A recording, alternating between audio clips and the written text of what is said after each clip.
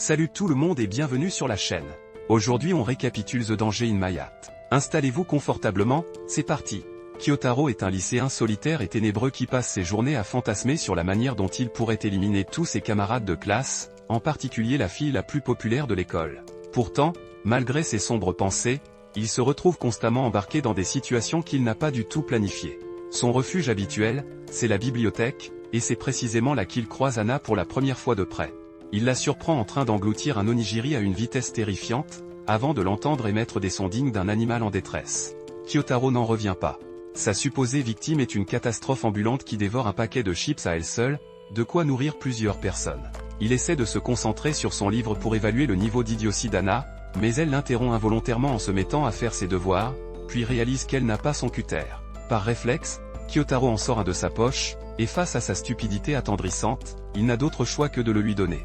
Elle repart avec l'outil sans même lui laisser le temps de réagir, mais lui laisse en échange le paquet de chips vide, en lui suggérant de le serrer fort contre lui. Le lendemain, il retrouve son cutter posé sur son bureau et comprend qu'Hana l'a gardé jusqu'à pouvoir le lui rendre. Ce jour-là, une fille du groupe d'Hana sabote leur affiche commune sous prétexte d'une tâche, ce que Kyotaro interprète comme de la jalousie envers Hana. Durant la présentation, il remarque qu'Hana semble absente et au bord des larmes, alors lorsque son groupe passe à son tour, il bâcle volontairement l'exposé pour détourner l'attention de tout le monde. Plus tard, des garçons commencent à faire des commentaires déplacés sur Hana, ce qui l'irrite profondément. Il retourne à la bibliothèque où il trouve Hana, bientôt rejointe par Hara. Kent arrive à son tour pour avouer ses sentiments à Hara, mais Hana est tellement distraite qu'elle ne comprend rien.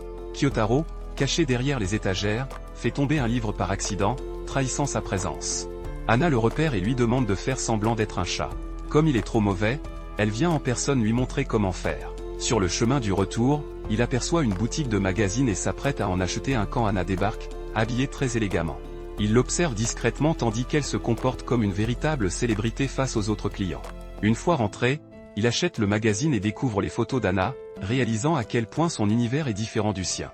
Amer, il jette la revue.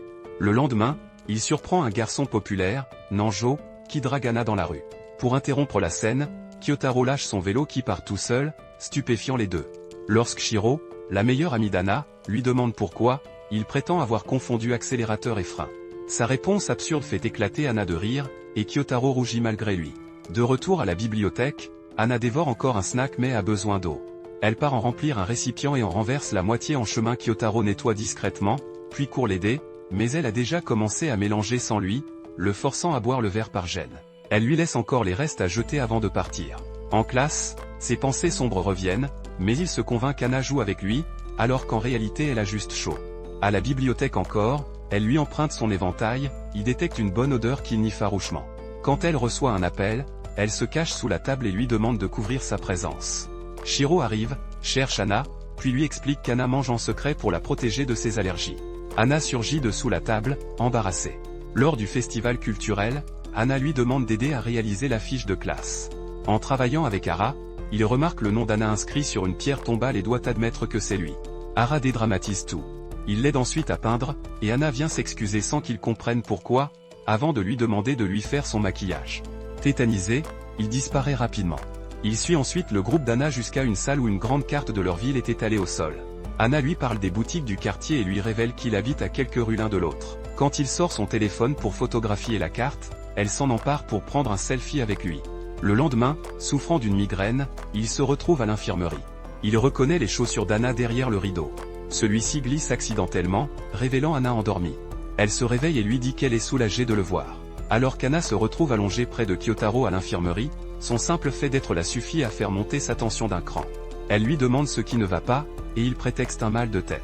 Elle lui tend aussitôt un comprimé avec un verre, mais au moment où il s'apprête à boire, il réalise qu'elle a utilisé ce même verre juste avant lui. Un baiser indirect, ni plus ni moins. Il repose tout et retourne s'allonger, tentant de garder la tête froide. C'est alors qu'il découvre qu'Hana a pris son uniforme à la place du sien par mégarde. L'infirmière lui demande de le lui rapporter plus tard. Il se répète que c'est une corvée, mais ses actes le trahissent complètement, car il se retrouve à renifler le vêtement comme s'il cherchait à graver cette odeur dans sa mémoire. Quand il tente finalement de lui rendre l'uniforme, elle passe devant lui à toute vitesse sans même le remarquer. En cours, Sho reprend ses théories habituelles sur la vie intime des filles et glisse une note à Kyotaro en lui demandant de la transmettre à Hana. Mais lui, au lieu de faire le messager, lui remet plutôt un petit dessin sur lequel il avait travaillé le matin même. Plus tard, sa curiosité pousse Kyotaro à observer les réactions d'Anna, jusqu'à ce que les filles s'en aperçoivent et mettent fin au spectacle. Quand Anna arrive à la bibliothèque et fonce sur sa main en croyant qu'il lui a volé une chips, Kyotaro prend note mentalement de sa façon bien particulière d'agir. Le jour suivant, pendant le cours de sport, Anna reçoit une passe en pleine figure et finit à l'infirmerie. Kyotaro la suit discrètement et se glisse sous le lit pour l'observer sans qu'elle le sache. Il la voit pleurer, bouleversée à l'idée que le lendemain est un jour de shooting photo important pour elle. Elle s'en veut de compliquer les choses pour son entourage. Kyotaro, touché par cette sincérité, se met lui aussi à pleurer en silence. Puis Anna fait tomber par accident un porte-identifiant sur lequel il y a un dessin de lui. Tous les petits moments partagés lui reviennent en mémoire, et c'est à cet instant précis qu'il comprend qu'il a des sentiments pour elle. Le lendemain, Anna revient à l'école et s'excuse auprès de ses amis. Kyotaro remarque qu'elle a manqué de lingettes humides et prend soin d'en disposer en secret dans la bibliothèque à son intention. Comme à son habitude, elle les utilise pour essuyer ses doigts couverts de miettes, mais elle retrouve peu à peu sa bonne humeur, et Kyotaro sait qu'il y a contribué sans en dire un mot. Quelques jours passent. À la bibliothèque, Anna mange encore et risque de créer un vrai désastre autour d'elle.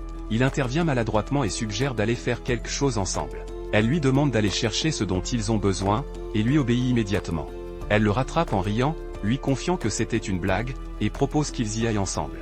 Ils cuisinent alors côte à côte, Anna prenant sa main pour la plonger dans une boisson colorée qu'ils viennent de préparer.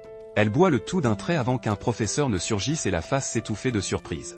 Plus tard, Rin tourne autour d'Anna pour lui parler, mais n'y parvient pas. Kyotaro, témoin discret de la situation, décide de quitter la bibliothèque pour leur laisser de l'espace, mais Anna le retient en lui proposant un face swap.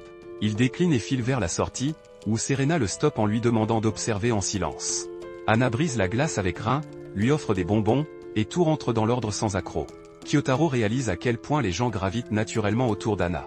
Ce soir-là, il s'arrête à l'épicerie du coin et Anna le reconnaît aussitôt, rayonnante. Elle remarque son vélo et lui demande de la ramener chez elle. Déstabilisé mais ravi, il accepte. Pendant le trajet, elle lui confie qu'elle pense quitter le club de basket et rejoindre le sien, ce qui fait rougir ses oreilles et s'emballer son cœur. Un instant de panique survient devant le commissariat, mais Anna le ramène à la réalité. À destination, elle lui offre la boisson qu'elle a sirotée tout le long, et repart après un au revoir chaleureux auquel il répond de façon légèrement maladroite. Avant qu'il puisse partir avec l'imperméable, Kyotaro aperçoit Anna qui demande à s'indiquer où il se trouve. Elle lui explique qu'elle va s'acheter un parapluie et qu'elle le lui rendra plus tard.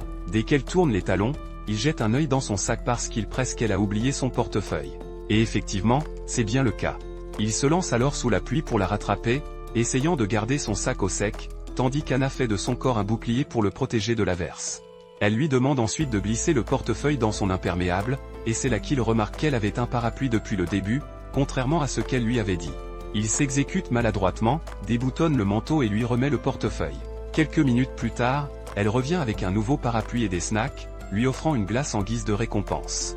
C'est à cet instant précis que Kyotaro réalise qu'il a vraiment des sentiments pour elle, son cœur s'emballant à toute vitesse. Le lendemain, le groupe d'Anna et lui visite un studio manga. Sho tente d'aborder Anna sur ses préférences en matière de manga, mais elle l'envoie balader sans hésiter. Quand ils se séparent, un dessinateur leur montre une planche de travail, et Anna remarque l'enthousiasme qui illumine le visage de Kyotaro.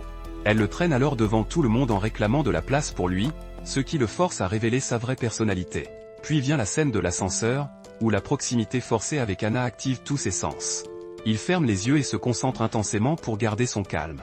Après ça, il s'éclipse aux toilettes, mais quand il ressort, tout le groupe est parti sauf Anna, qui avait bien entendu mais oublié de prévenir les autres. Résultat, ils ont raté leur train et doivent attendre 7 minutes le suivant. Voyant qu'ils se retrouvent seuls, Anna fond en larmes et s'excuse, ce qui touche profondément Kyotaro. Pour la réconforter, il lui propose du thé au lait avant de prendre la faute sur lui. Anna trouve la situation plutôt drôle, le train arrive, et il tente de changer de wagon, mais elle l'arrête, expliquant qu'il risquerait de se perdre à nouveau. Ils avouent tous les deux être heureux de se retrouver ensemble, Anna mentionnant en passant la relation secrète entre Ara et Kent. De retour chez lui, Kyotaro raconte sa journée à sa famille, et sa sœur lui fait remarquer qu'il leur a déjà tout dit la veille, signe qu'il s'épanouit davantage à l'école qu'il ne veut bien l'admettre. Le matin suivant, Anna l'attend à la grille comme une sentinelle souriante, le suit jusqu'au parking à vélo et lui prête 3 volumes de son manga romantique en lui révélant déjà des spoilers. Elle l'avertit qu'elle ne sera pas là à cause du travail, mais insiste pour qu'il lise. Plus tard, elle rapplique quand même à la bibliothèque pour vérifier qu'il lit bien, ce qui déclenche une petite bataille dont il ressort avec un aperçu du paradis. Ils s'excusent mutuellement, et avant de partir, il lui demande si elle sera là le lendemain. Anna lui sourit et lui promet d'être présente quoi qu'il arrive. Ce soir-là, il se met à lire le manga et tente d'imaginer comment elle fait pour le dévorer, avant de conclure, des miettes de snack tombant sur son sweat, qu'il a trouvé la réponse. Le jour suivant, Sho remarque leur complicité et commence à poser des questions sur leur proximité. Il avoue à Kyotaro qu'il commence lui-même à apprécier Hana, et que depuis, il ne peut plus la voir de la même façon. Il lui confie que quand on aime vraiment quelqu'un, ça change tout. Kyotaro réfléchit alors à ses propres sentiments et se demande si ce qu'il ressent est réellement de l'amour. Sho se met à décrire ce qu'il aime chez Hana, ce qui irrite profondément Kyotaro, qui pense que personne ne devrait la regarder ainsi. Mais en retournant à sa place, il remarque lui-même la silhouette d'Hana, et Sho lui lance un regard complice qui dit tout. Le dessinateur lui offre alors la meilleure vue possible, ce qui fait fondre Kyotaro sur place. Hana lui demande ensuite de la mesurer à son tour, et le résultat confirme ce qu'on savait déjà, elle frôle le mètre 70. Le lendemain, c'est l'effervescence totale dans la classe. Tout le monde vient d'apprendre qu'Hana a décroché un rôle dans un film à venir, et même ses amis n'en reviennent pas tant les acteurs principaux sont célèbres. Mais c'est Kyotaro, et lui seul, qui remarque à quel point elle rayonne intérieurement face à cette nouvelle. Le professeur arrive alors pour annoncer un autre événement, le changement de place. Kyotaro prie silencieusement tous les dieux du gacha pour se retrouver voisin d'Hana. Le sort lui offre bien le garçon collant juste devant lui, mais aussi Hana à côté, ce qui est une bonne surprise. Problème, Hana est si grande qu'elle lui bouge complètement la vue du tableau. Elle se retourne parfois avec un sourire discret quand elle le surprend à la regarder. Il tente de faire semblant d'avoir oublié son livre pour partager le sien avec elle, mais un camarade déjoue ses plans.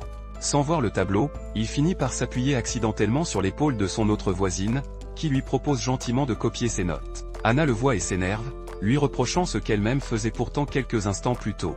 Après le cours, elle lui dit qu'il doit être ravi d'être assis à côté d'une autre fille. Il lui explique alors que pendant toute la leçon, il n'a rien pu voir d'autre qu'elle tellement elle occupait son champ de vision. Ce compliment involontaire suffit à retourner complètement son humeur. Plus tard à la bibliothèque, elle s'excuse, mais il lui dit de ne pas s'inquiéter et de plutôt se concentrer sur son rôle au cinéma. Hana, enthousiaste, lui demande s'il aime les films, puis se lance à répéter ses répliques devant lui. Des regards curieux les entourent, alors il lui suggère de trouver un endroit plus isolé. Elle l'entraîne alors dans un espace bien trop proche pour être confortable. Il apprend que le film sortira dans 2 ans, après leur remise de diplôme, et quand elle lui demande s'il ira le voir, il dit oui, ce qui l'encourage à travailler sérieusement son jeu d'actrice. Ce soir-là, Kyotaro regarde l'émission où Hana apparaît et constate qu'elle n'a presque aucune réplique et se retrouve coupée dans la majorité des scènes. Il s'attend à la trouver déçue, mais le lendemain, elle papote sans arrêt de sa petite apparition avec une fierté totale. Après les examens, il aide Chihiro à réviser, ce qui rend Hana jalouse. Chihiro conseille à Hana de lui demander son aide plus qu'il est doué pour expliquer, mais elle l'avertit aussi à voix basse qu'Hana peut parfois manquer de jugeote. Kyotaro retient son rire, mais Chihiro le surprend et commence à lui poser des questions directes sur sa vraie façon de parler. Ce jour-là arrive la réunion parents-professeurs. Sa mère se retrouve juste à côté des parents d'Hana, dont la mère se montre particulièrement stricte et surveille chaque geste de sa fille. La mère de Kyotaro s'adresse à Hana, mentionnant qu'elle a beaucoup entendu parler de l'école et qu'il semble s'y amuser, ce qui touche sincèrement Hana. Après la réunion, sa mère lui dit qu'il est remarquable de le voir participer activement en classe, puis évoque sa conversation avec une camarade. Quand elle demande son nom, il répond Imada, ce qui fait sursauter Hana qui les suivait discrètement. Le lendemain, elle complimente sa mère, lui confiant qu'elle lui a même offert une friandise, puis se penche vers lui pour lui demander comment il l'appelle.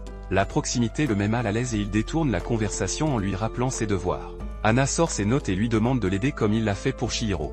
Moka conseille alors à Hana de récupérer le numéro de quelqu'un d'autre, notamment celui de Ishimuro, là de leur classe et l'un des élèves les plus brillants. Kyotaro intervient aussitôt en précisant qu'il habite dans le même immeuble que lui et que leurs familles se connaissent bien, histoire de contrarier Hana.